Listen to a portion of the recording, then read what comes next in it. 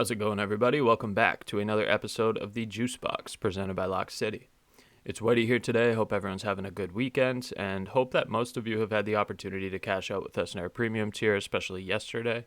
Today we have episode number 91 of the JuiceBox, which is going to be an outlook into today's MLB slate, obviously, as well as a review of yesterday's slate like we always do, and of course our JuiceBox Lock of the day for today.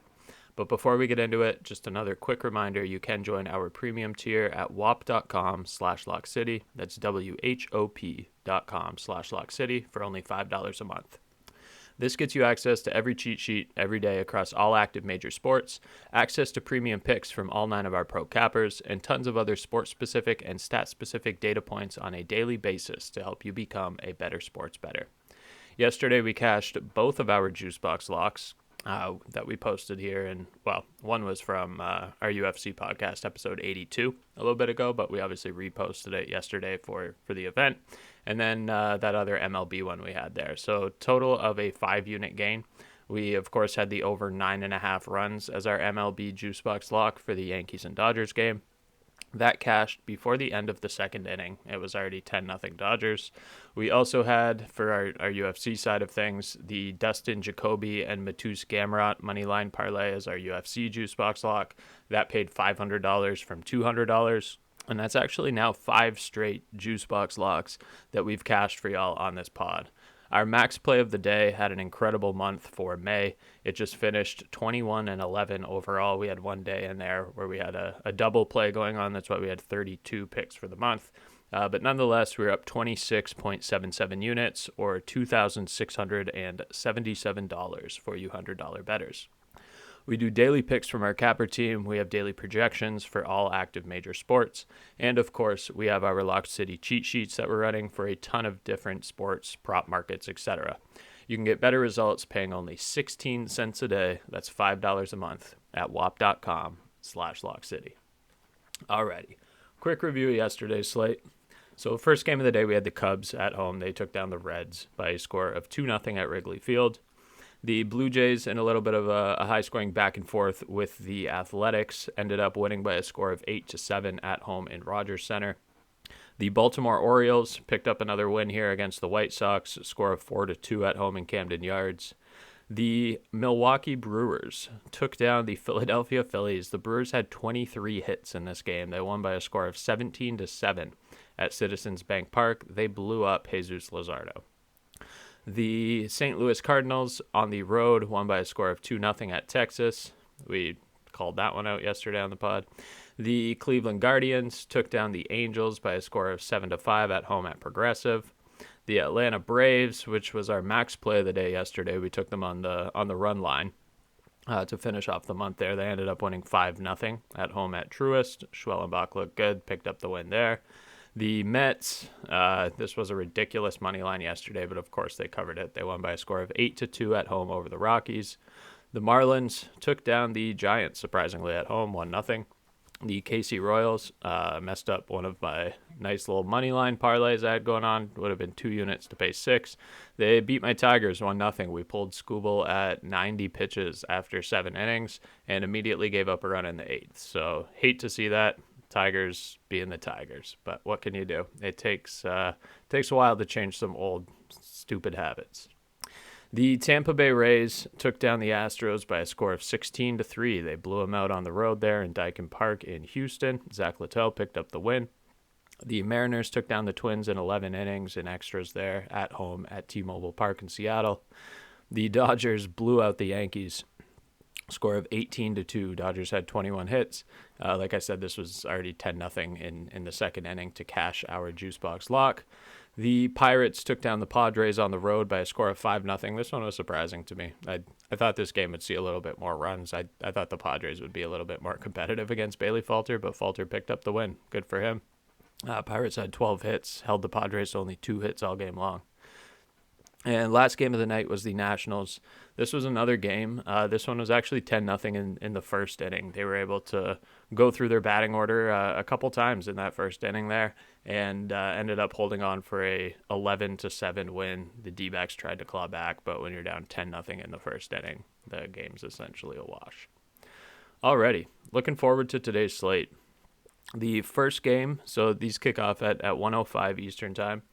First game of the day is going to be the Cardinals and the Rangers at Globe Life Field in Arlington, Texas. The St. Louis Cardinals have Eric Fedde on the mound, right-handed pitcher. He's 3-4 with an ERA of 3.90, WHIP of 1.30. Jake DeGrom heading out there for the Rangers. He's 4-2, ERA 2.42, and a sub-1 WHIP, .96. I'm going Rangers here. I do like Fedde. I liked Fedde, what he was doing in the KBO. I even liked him on the White Sox last year. But this is DeGrom. We're going with Texas here on the money line. I don't like it at -180, but that's who's going to win this game. Next one's going to be the Red Sox and the Braves at Truist Park, in Atlanta. The Boston Red Sox have Garrett Crochet on the mound. Lefty, 4-4, 2.04 ERA, 1.07 WHIP. Great pitcher. The Braves have Bryce Elder, righty. He's currently owning an ERA of 4.5, 4.5 even, and a WHIP of 1.25. He's 2-2 on the year. I do kind of like Boston to bounce back and get the win in this one. I like Crochet as a better starter here. I think the fact that they got blanked yesterday, their bats are going to come back a little bit today. They don't often get held quiet in back-to-back games. If you look at the history against these two teams, that was the first time that the Red Sox have been held scoreless, and all of the other games they put up 5 runs, 4 runs, 7 runs, so on and so forth. So I think they're going to come back here, pick up the win, -145 on the money line. Next up is the White Sox and the Orioles. The White Sox are going to have Adrian Hauser on the mound, right-handed pitcher, going up against Charlie Morton, also a righty. This is kind of a mess in terms of pitching. Hauser looked good, obviously, in last outing there. He had 8 Ks, only gave up 5 hits, I think through 12 total innings, 11 total innings, his first couple outings there. Hasn't given up a home run yet. He's got an ERA of 0 and a WHIP of .75. And then Charlie Morton, on the other hand, has been messy. He's 1-7. He picked up his first win, in his last outing. Has an ERA of 7.09. I saw in his the post-game interview from his last outing talking about the control of his pitch, and he feels like he's got it under control a little bit better, that batters are respecting his breaking ball more.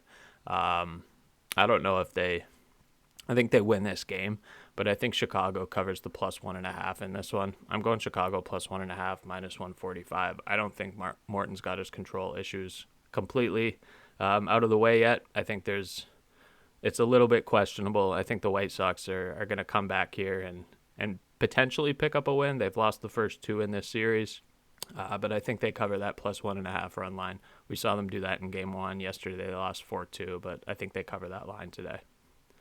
Next one up is the Brewers and the Phillies, 1:35 at Citizens Bank Park in Philadelphia.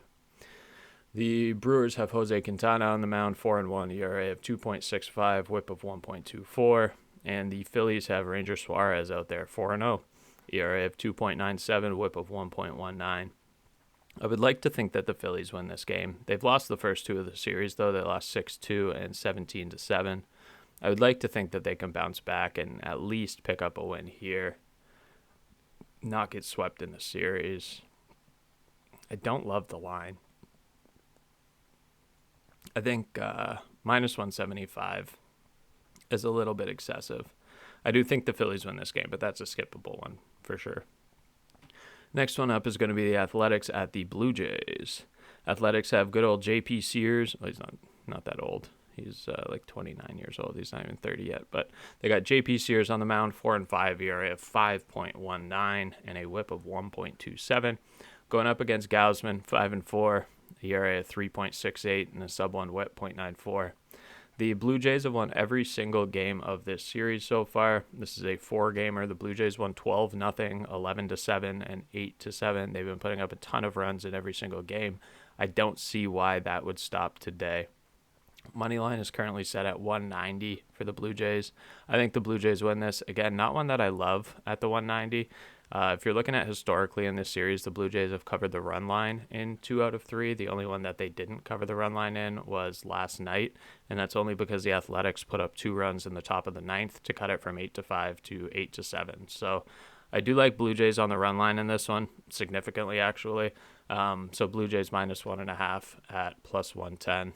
I think they cover the run line in this one. They win the game, though, if you want to use the money line as a parlay piece at just shy of 200. Next one up is going to be the Angels and the Guardians at Progressive Field in Cleveland, Ohio. The Angels have Jack Kachanovich to the mound. He's 3-6, ERA above 5.07, and a WHIP of 1.52. Neither of these guys are great pitchers.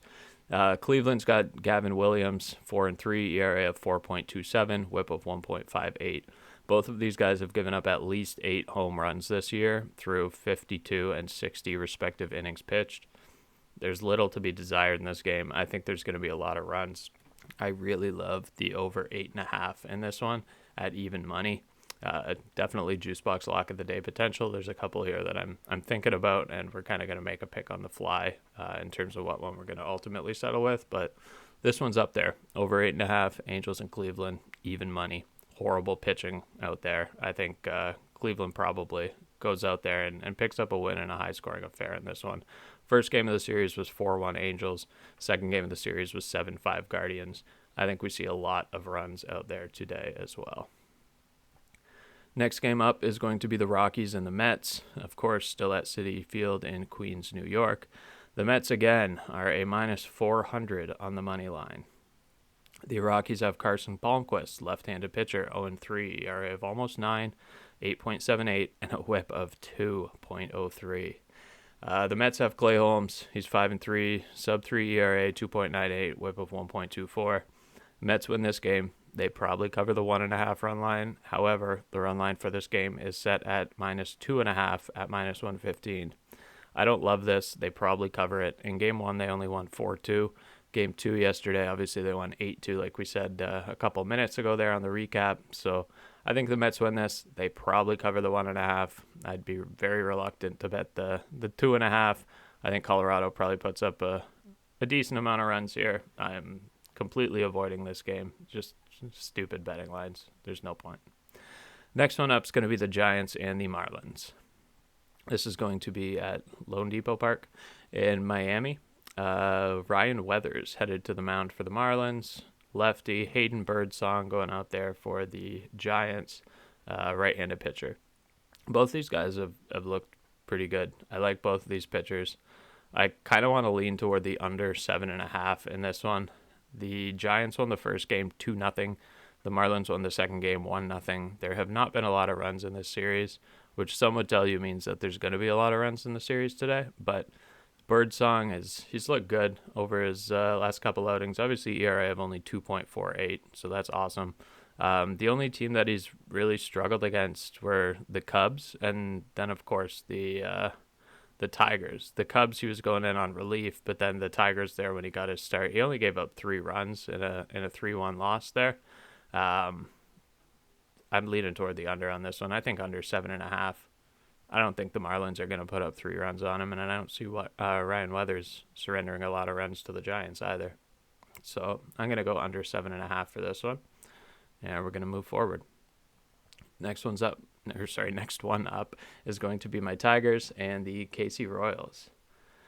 So still at Kauffman Stadium, of course, Tigers have Keter Montero going to the mound, right-handed pitcher, 2-1 with an ERA of 4.54.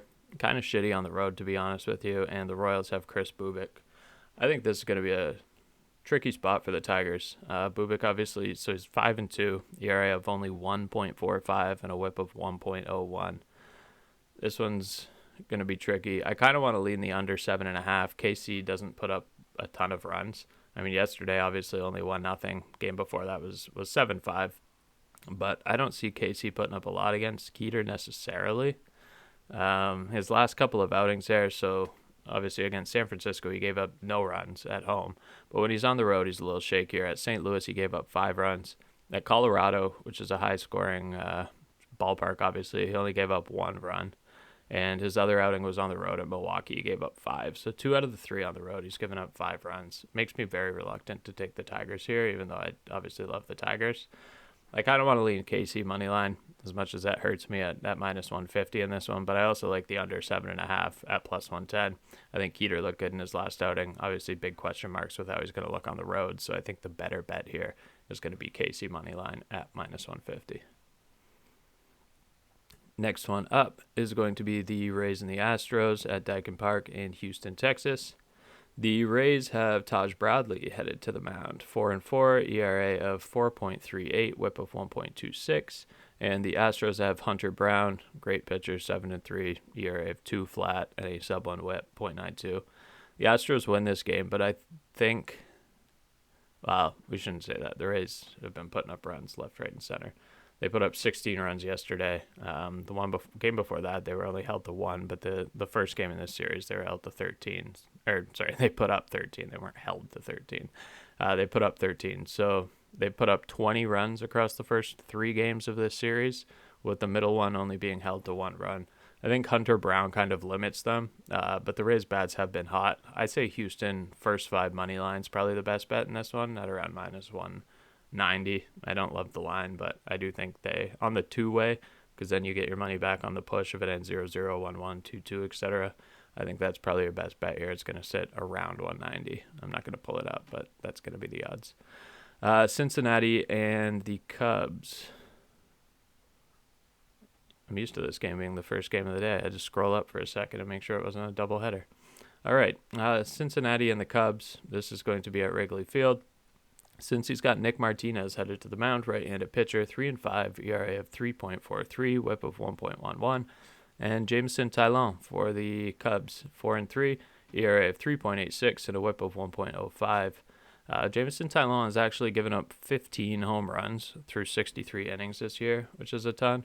I do think the Cubs win this game. Their money line's -155, but I do expect to see a lot of runs here as well.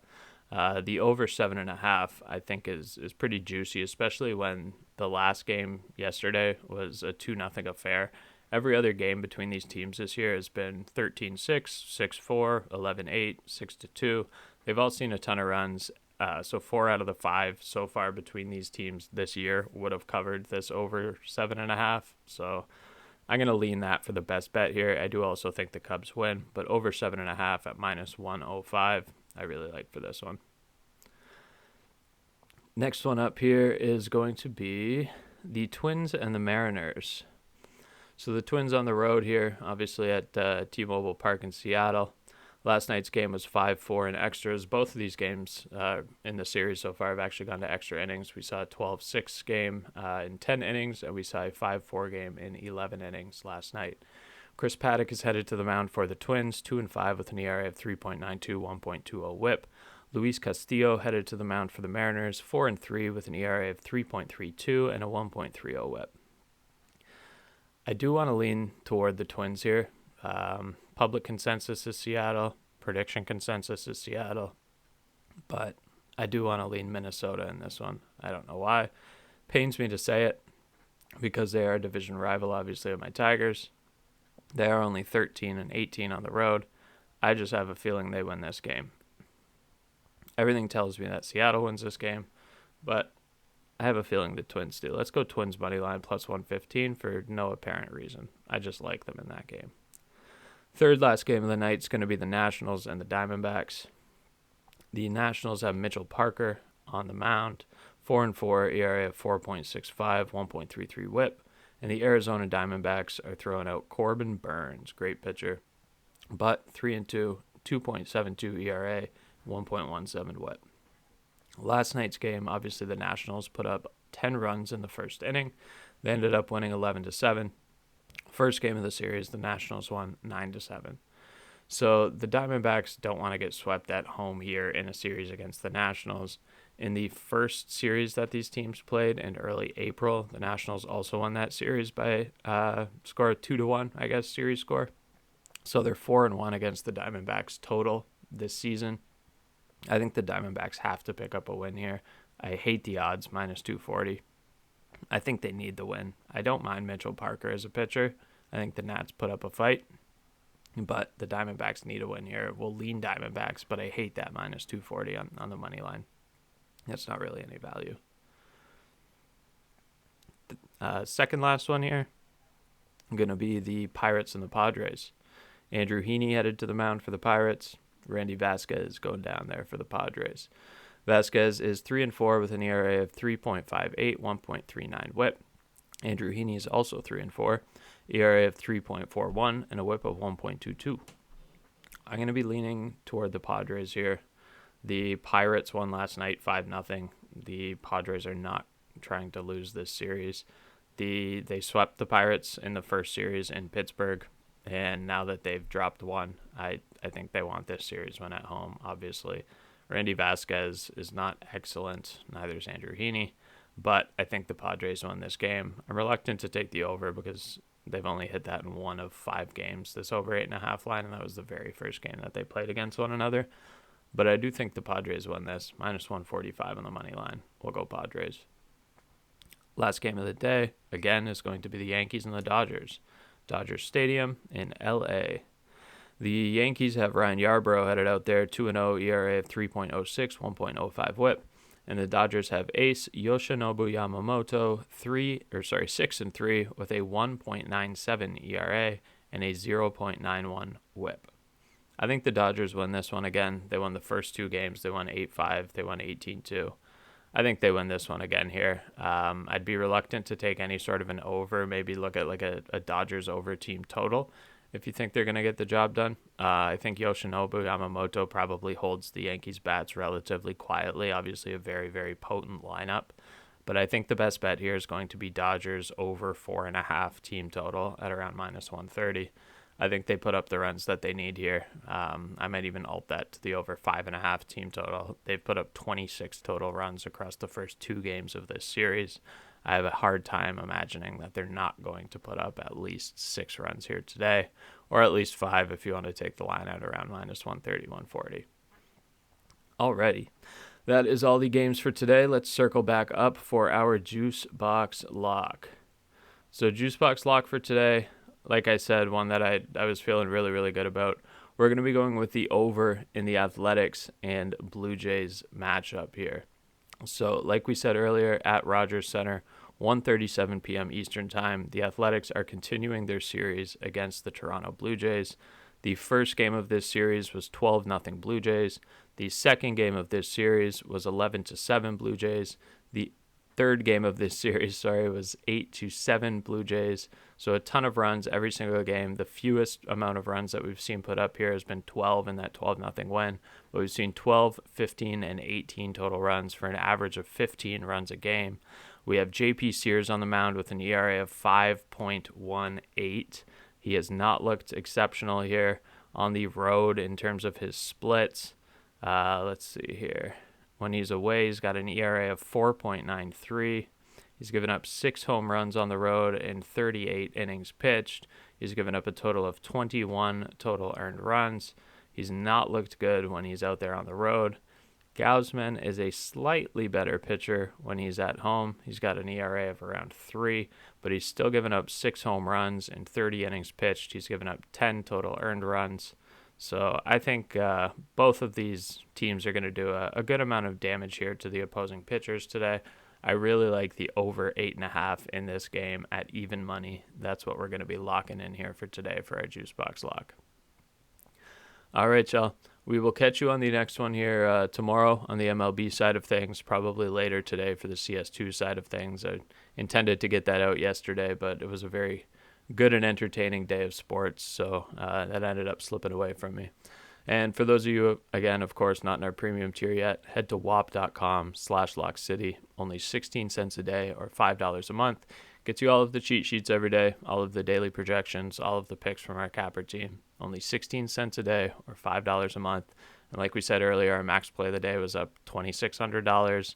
Our JuiceBox Locks are up $2,000 so far on this podcast here. We're giving out a lot of free content, a lot of money to be made, and our premium tier is even better. Only 16 cents a day. wop.com/LockCity.